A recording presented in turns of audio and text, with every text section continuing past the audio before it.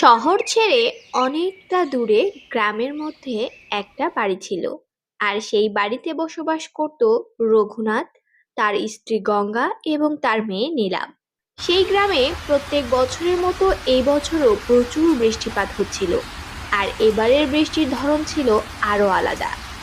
অনেক জোরে জোরে বাতাস বইছিল, সাথে বিজলি চমকাচ্ছিল এবং সেই সাথে চলছিল ঝোড়ো বৃষ্টি।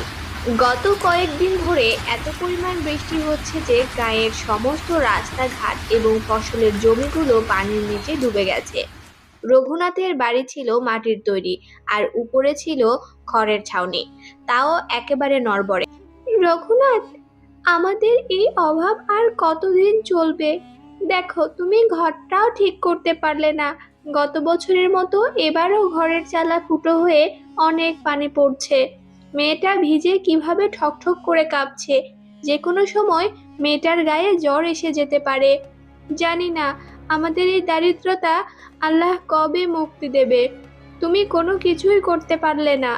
ঘরে কোনো খাবারও নেই। যতটুকু খাবার ছিল তাও পানিতে ভিজে গেছে। মেয়েটা আমার ক্ষুধায় কাতর হয়ে আছে। তুমি কিছু একটা করো। কিভাবে এই মেয়েটাকে আমি ক্ষুধা পেটে শুতে দিই বলো? তুমি চিন্তা করো না গিন্নি। আল্লাহ আমাদের সাথে আছে, নিশ্চয় ভালো কিছু হবে। আর হ্যাঁ, আমি কিছু খাবারের ব্যবস্থা করছি।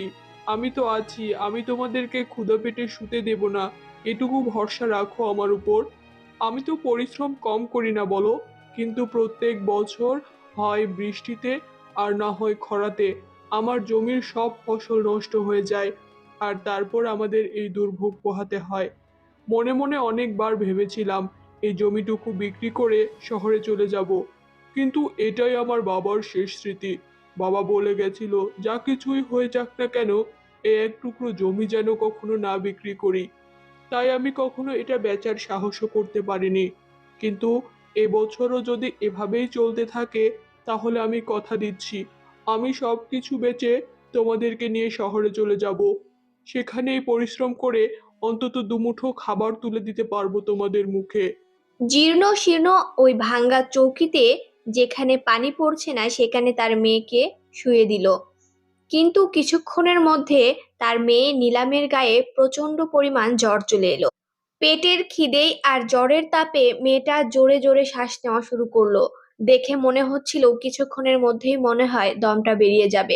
রঘুনাথের স্ত্রী মেয়ের এই অবস্থা দেখে কাঁদতে শুরু করলো আর বলল, তুমি কি এবার কিছু করবে, নাকি চোখের সামনে আমার মেয়েটাকে এভাবে শেষ হয়ে যেতে দেখবো? বাড়ির পাশেই তোমার চাচার বাড়ি, যাও ওদের কাছে একটু সাহায্য চাও।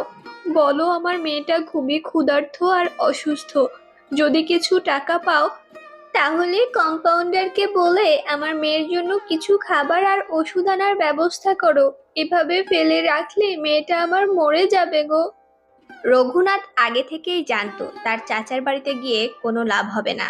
তারপরেও সে লজ্জা শরমের মাথা খেয়ে তার চাচার কাছে চলে গেল। চাচি, চাচি, বাড়ি আছো নাকি? একটু বাইরে এসো। কি ব্যাপার রঘু? এত রাতে এই ঝড় জল মাথায় করে তুমি আমার বাড়িতে কেন এসেছো? আর শোনো, হ্যাঁ, এখানে এসে কোনো ন্যাকা কান্না শুরু করো না। তোমার মাও এমন ছিল। আজ চাল নেই, পরের দিন ডাল নেই, তারপরের দিন নুন নেই, এটা বলে বলে আমার কাছে সব সময় ধার চাইতো। তুমিও কি আজকে ধার চাইতে এসেছো নাকি? চাচি, এভাবে বলবেন না। আমার মেয়েটা খুবই অসুস্থ। ঘরের চাল ফুটো হয়ে এই 3টা দিন ধরে মেয়েটা ভিজতে ভিজতে জ্বর চলে এসেছে। বাড়িতে কোনো খাবারও নেই, কোনো দানা পানি নেই মেয়েটাকে একটু খাওয়াবো। যদি কিছু টাকা ধার দিতে, তাহলে আমি একটু আমার মেয়ের চিকিৎসা করাতে পারতাম। এই ঝড় জল বৃষ্টি শেষ হয়ে গেলে আমি অনেক বেশি কাজ করব খেতে খামারে। যা কিছু করে হোক না কেন আমি তোমাদের ধার শোধ দিয়ে দেবো। আরে থামো থামো, এটা তো এর আগের বার যখন ধান নিয়েছিলে তখনও বলেছিলে। আর এই যে বৃষ্টিতে তোমার সাথে সাথে আমাদেরও ফসলের জমি সব নষ্ট হয়ে গেছে। কাল কি খাবো তার কোনো ভরসা নেই।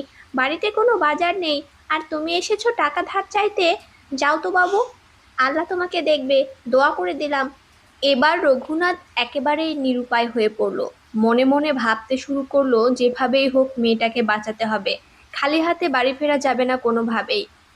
তারপর সে মনে মনে সিদ্ধান্ত নিল সে চুরি করবে। তার বাড়ি থেকে খানিকটা দূরেই মোড়লের বিশাল বড় এক গোডাউন, আর সেখানে আছে চাল ডাল বিভিন্ন ধরনের খাবার, এবং সেখানে নাকি টাকাও আছে। তাই সে কোনো কিছু না ভেবে এই ঝড়-জল মাথায় করে মোড়লের গোডাউনের দিকে চলে যেতে লাগলো। কিন্তু মাঝপথে যেতেই সে অনুভব করতে লাগলো তার কানের কাছে কেউ ফিসফিসিয়ে বলছে, রঘুনাথ, তুমি গরিব হতে পারো, কিন্তু তুমি চোর নয়। তুমি নিজের ব্যক্তিত্বকে কখনোই এভাবে বিসর্জন দিতে পারো না।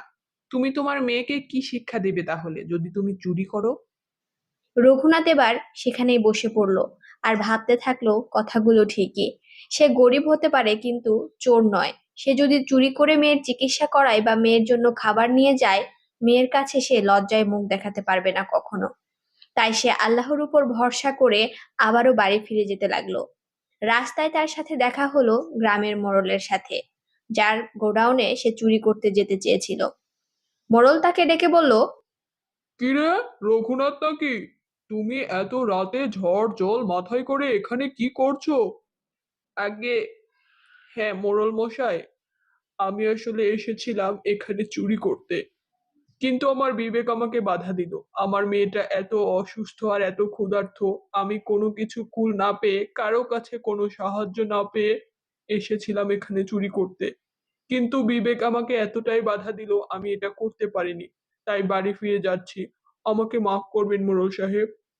আরে আরে দাঁড়াও, যেও না। তুমি আমার সাথে আসো, আমার গোডাউনে আসো। এই ধরো কিছু চাল, ডাল, সবজি এবং টাকা নিয়ে যাও। তোমার মেয়ের চিকিৎসা করাও এবং তাকে খাবারের ব্যবস্থা করো।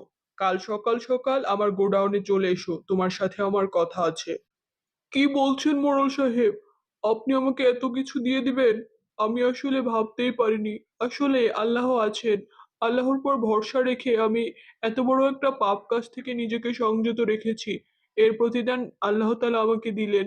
আমি আপনার কাছে চিরকৃতজ্ঞ থাকবো। তাহলে আসি মোড়ল সাহেব, আমি অবশ্যই সকালে আপনার সাথে দেখা করব।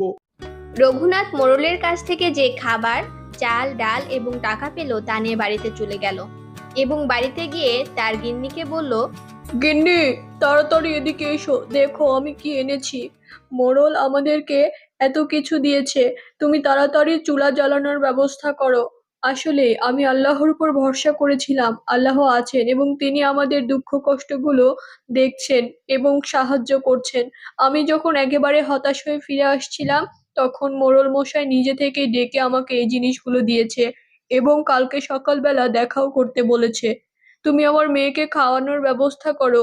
এই যে দেখো, আমি ওষুধও এনেছি, ওকে ওষুধ খাইয়ে দাও। সত্যি? কি বলছো তুমি? আমার খুব ভালো লাগছে। মনে হচ্ছে আমি স্বপ্ন দেখছি না তো। যাই হোক, সত্যি আল্লাহ আমাদের পাশে আছে। আমি যাই, চুলা জ্বালানোর ব্যবস্থা করি। আমার মেয়েটা এখনো অভুক্ত, কোনো মতে শ্বাস নিচ্ছে আর কি। এরপর পরের দিন সকালবেলা রঘুনাথ মোড়লের কাছে গেল। মোড়ল তাকে নিজের জমি চাষাবাদের সুযোগ করে দিলেন, এবং সেই সাথে বললেন তাকে মাসে 2,000 টাকা দেওয়া হবে এবং তার রেশন খাবার খরচও দেওয়া হবে। রঘুনাথ খুব খুশি হয়ে গেল এবং মোড়লকে অনেক অনেক ধন্যবাদ জানালো। ছোট্ট বন্ধুরা, আমাদের আজকের এই গল্প থেকে তোমরা কি শিখলে অবশ্যই কমেন্টে জানিয়ে দিও। সততার পুরস্কার আল্লাহ তাআলা অবশ্যই দেন। সবাই ভালো থেকো। আমাদের চ্যানেলটা অবশ্যই সাবস্ক্রাইব করে দিও। ধন্যবাদ।